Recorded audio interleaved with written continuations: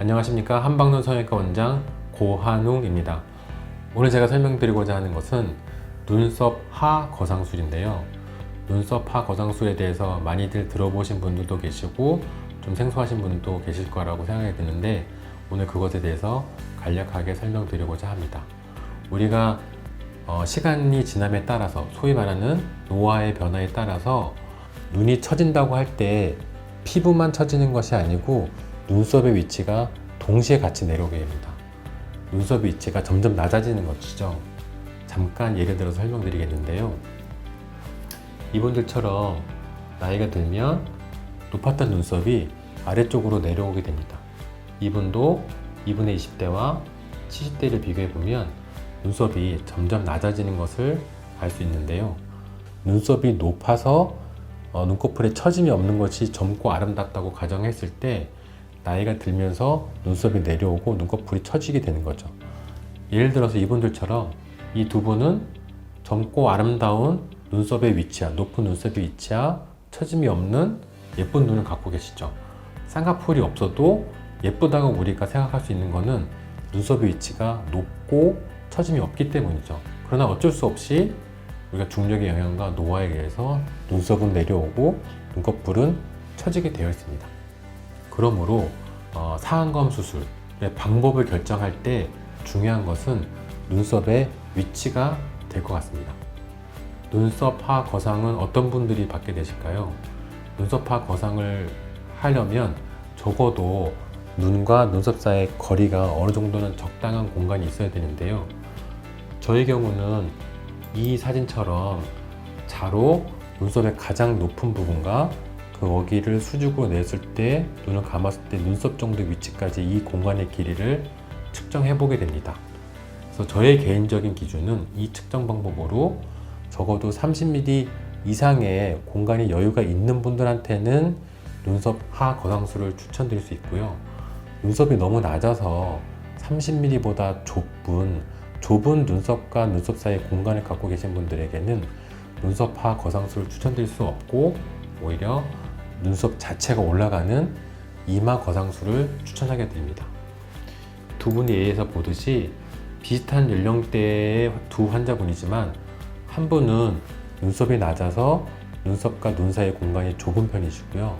이런 분들은 당연히 눈썹 하 거상보다는 이마 거상을 추천하는 것이 제 의견으로는 맞을 거라고 생각이 들고, 옆에 계신 이분은 눈썹이 높은 편이어서 눈썹과 눈 사이 공간이 충분하다고 생각할 수 있기 때문에 눈썹 아래쪽에서 절제해서 올려도 좋은 방법이 될 수 있을 거라고 생각이 들기 때문에 저런 분들에게는 눈썹 하 거상술을 추천드릴 수 있겠습니다.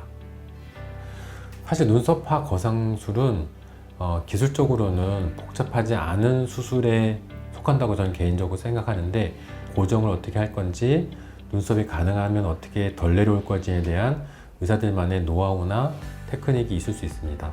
하지만 모든 의사에게 중요한 부분은 가능하면 흉터를 숨기고 적절한 양을 올릴 수 있는 방법을 택하는 것이 많은 의사들의 고민일 건데요. 물론 지금도 한 가지의 방법만 하는 건 아니고 환자의 상태에 따라서 몇 가지 방법을 선택할 수 있습니다.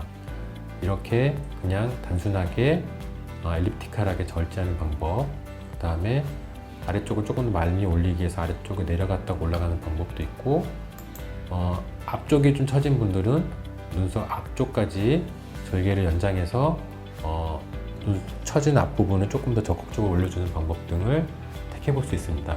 이런 것들은 환자의 상태에 따라서 의사가 얼마든지 융통성 있게 선택할 수 있는 부분이라고 생각합니다.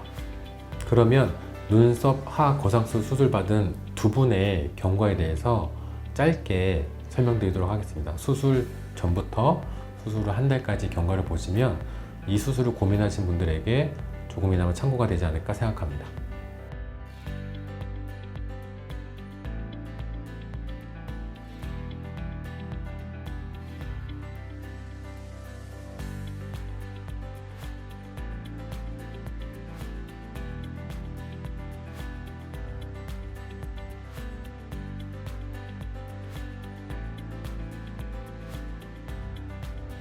그리고 종종 이런 질문을 하시는 분들이 계십니다.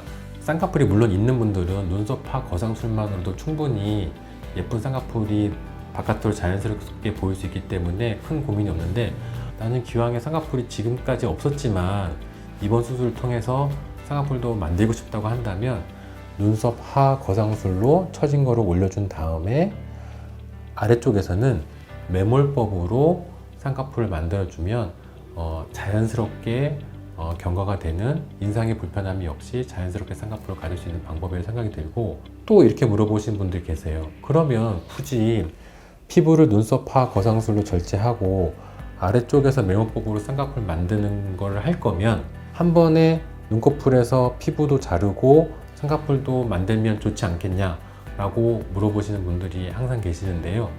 저의 개인적인 의견은 눈꺼풀의 피부를 자르는 것은 저는 별로 선호하지 않습니다.